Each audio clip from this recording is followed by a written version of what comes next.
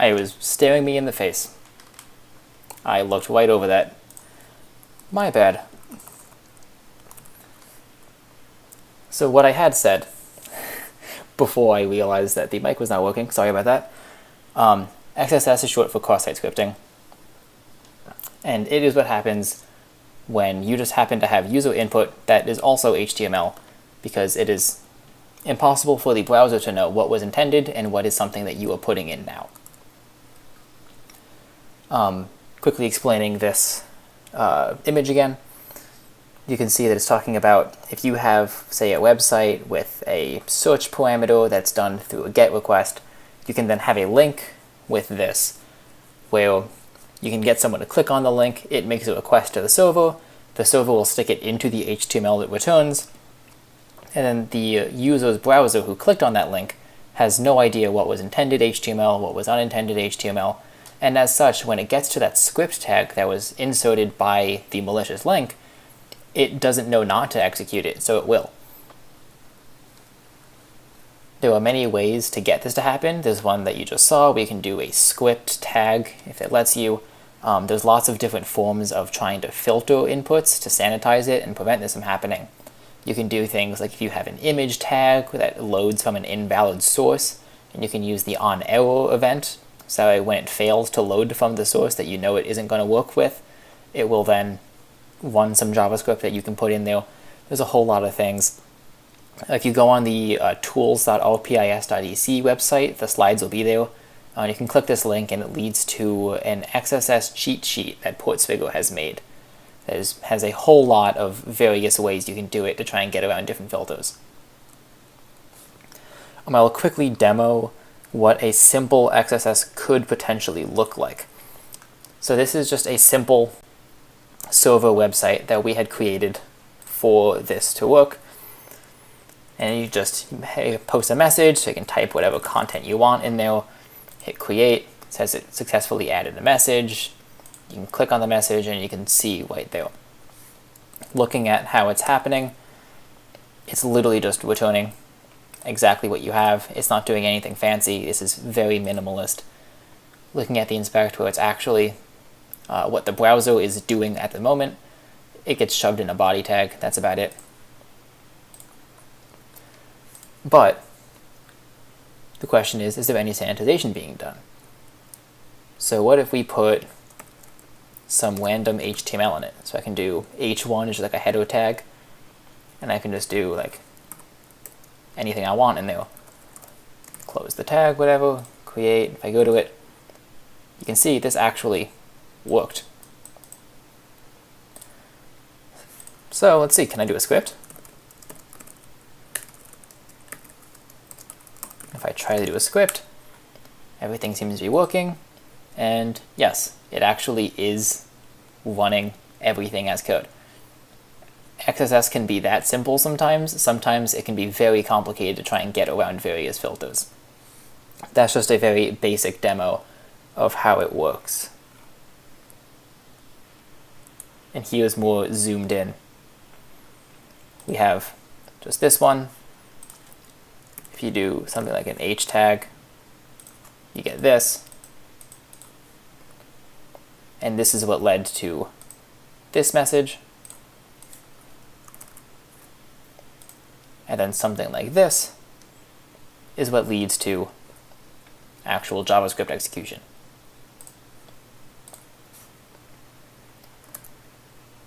That should hopefully be review. We've gone over it, I believe, one, maybe two talks before.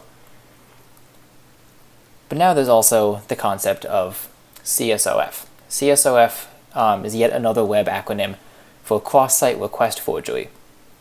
And the main idea of this is we can try and make a user perform a request that they didn't intend to. And the reason why this is useful is because of cookies. When a user makes a request, their browser will attach any session-related cookies to it, which means different users will make the same request, but it'll work on their own account. And as such, you can do attacks coming from their account. The general idea of this is your victim would sign into, say, a bank. They then visit your website, and your website could have a form that just makes a request to the bank. And it's a valid form, and it makes a valid request. But when your victim looks at it, their browser is going to fill in their own details in the cookies. And because of that, when the bank receives the request, it'll see the session cookie and say, oh, okay, this is the victim's account. And it will perform the request associated with that HTTP request from their account.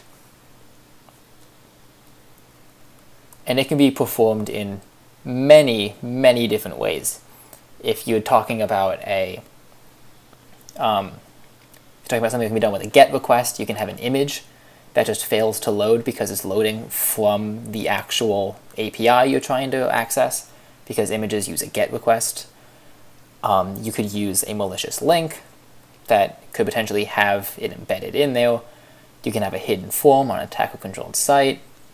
Once again, there are many, many different ways of doing it. Portsbigger has a lot more, with links coming later on specifics. And if you combine this with cross-site scripting, you can perform one of these attacks on an arbitrary site. Because if you can inject an arbitrary HTML tag, there's nothing stopping you from just submitting an entire form and having that form automatically submit itself.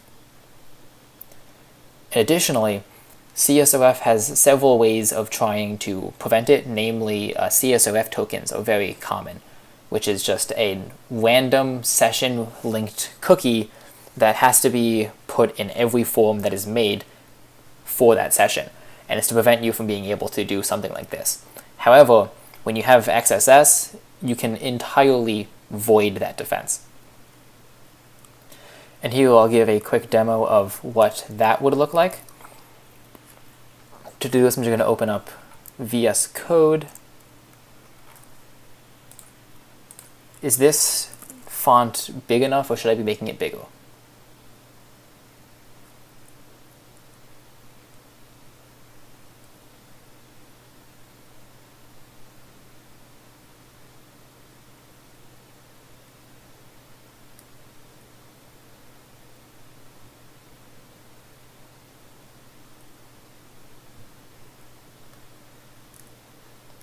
I'm going to assume that it's big enough. So what we can do, a little bigger? Okay.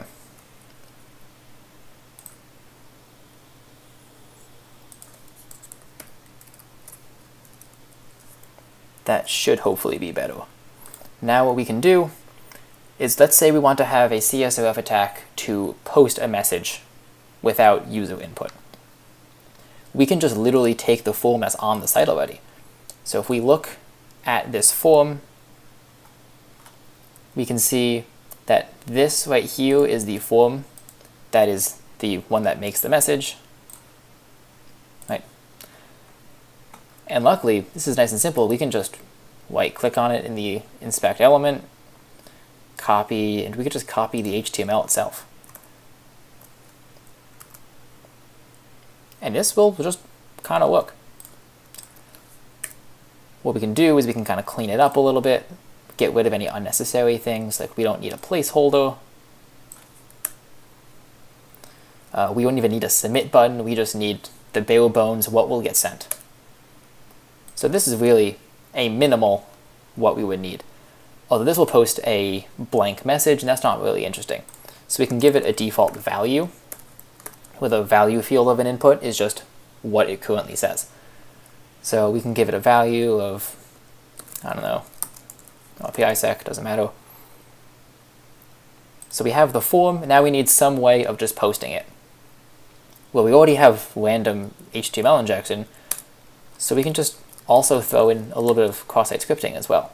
So we can just write a script where if we give the form, say, an ID of CSRF, for example, we can just do, we can grab the element in the document that has the CSRF ID and tell it to just submit.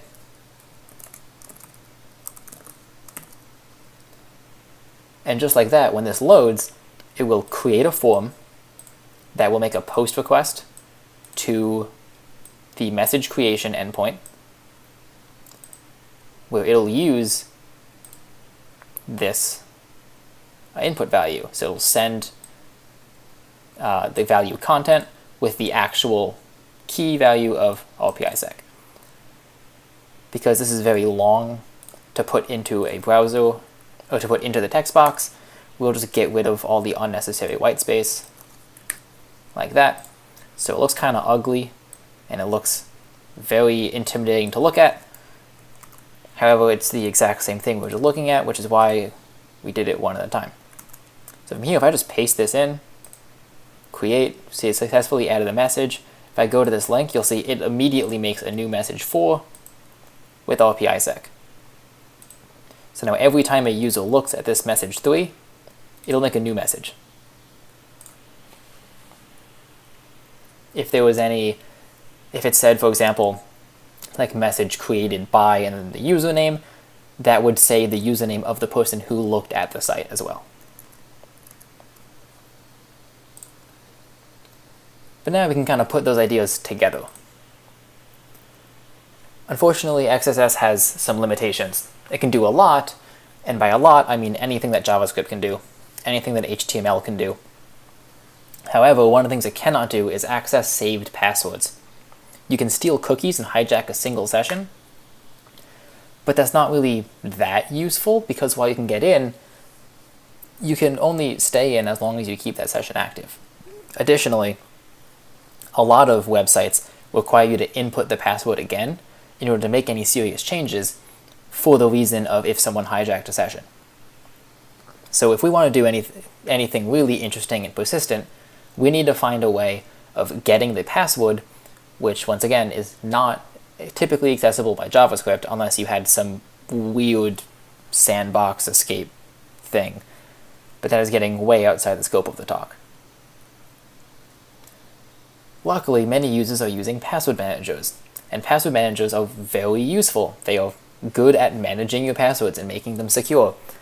However, the issue is that many of them support automatic autofill, and some even do it by default.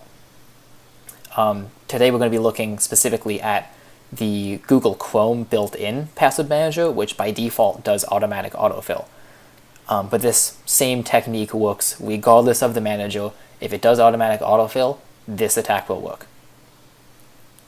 So the question is, if they're doing automatic autofill, how exactly does the password manager know what forms to fill and which forms to leave? So what they do is they just look for something that looks about right, like it could probably be a sign-in. More specifically, a login form is a form that has two fields, I should say.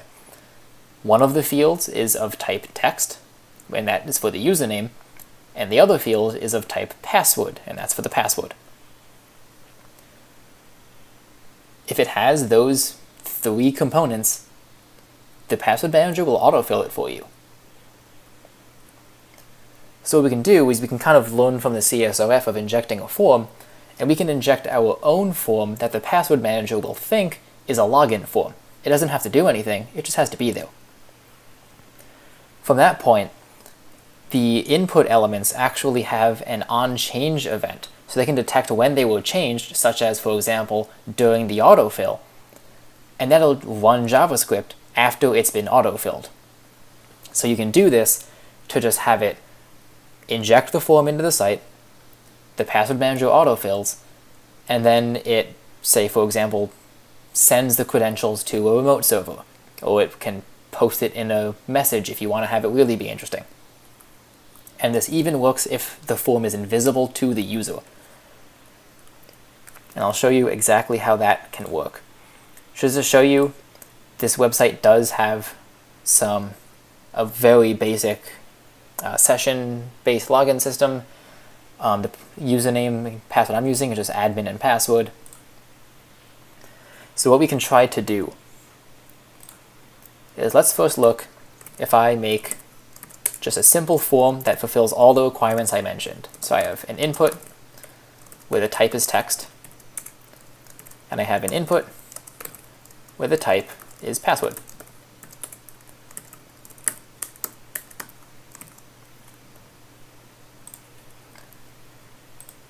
So this, if I put it in a message, should ideally get autofilled. So if I make a message and I look at it, you can see that after a second, the password manager does autofill it. And we can look to just change the type of this to say text so we can read it, and you can see, yeah, it actually did fill it in with the valid credentials. So okay, now we need to find a way to extract this. Like I had said, we can just do something like onChange. So when the password field is changed, what it will do is it will run, say, for example, we want it to alert. We're not going to worry too much right now about specifically what the alert says. We just want to know that we have execution. So you can see it does it. For Chrome, for some reason, you have to click something for it to happen. Although it doesn't matter what you click, you can even hit the back button and it'll still do it. You can see, yep, we got JavaScript execution after it was changed. Perfect. Now what we can try to do is we make it a little more interesting. What we'll do is, let's say I give this input an ID, say name. And I give this input an ID, say pass. So what I can do is, because I know that at the time this JavaScript executes, both of these input fields will already be filled in. So what I can do is I can grab the username field and get its value. Then I'll just add a spacer. Let me just put this on a different line so you can see it easier. So just add a spacer like that. And then we can also add in, say, the passwords value.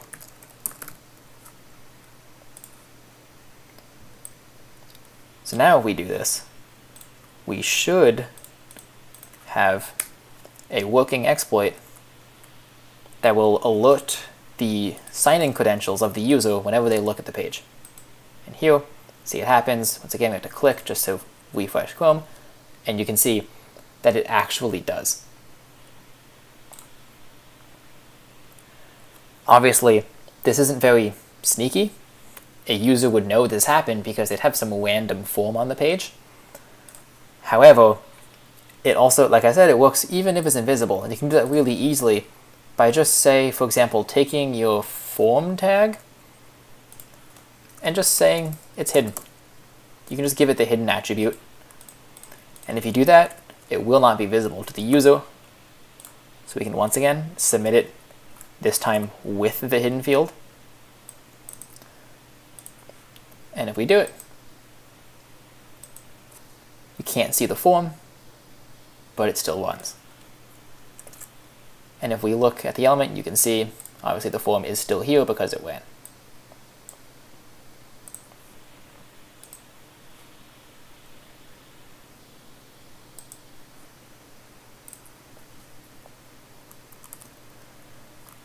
So that's just an interesting method of utilizing various side channels to get more information from a cross-site scripting attack than you really should be able to.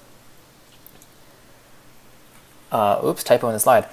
If you want to have more resources on cross-site scripting or XXC, you can check out the Portsfigure Web Academy. These links just link to different parts of the same website from last week, because we highly recommend checking that out if you're interested in really any topic related to web. This actually password manager exploitation is a lab that they have on there if you want to go into more specifics and really try to do it yourself. Additionally, they even have CSOF. They don't have a link in the slides, but it's from the same page as the two that are here. Don't forget that we're going to have people hanging out in the Mumble right after the stream. If you have any questions, just want to chat, so make sure you join our Slack to get the details at rpisec.slack.com. If you have an RPI email address, make sure you sign up for that. And overall, just thanks for coming.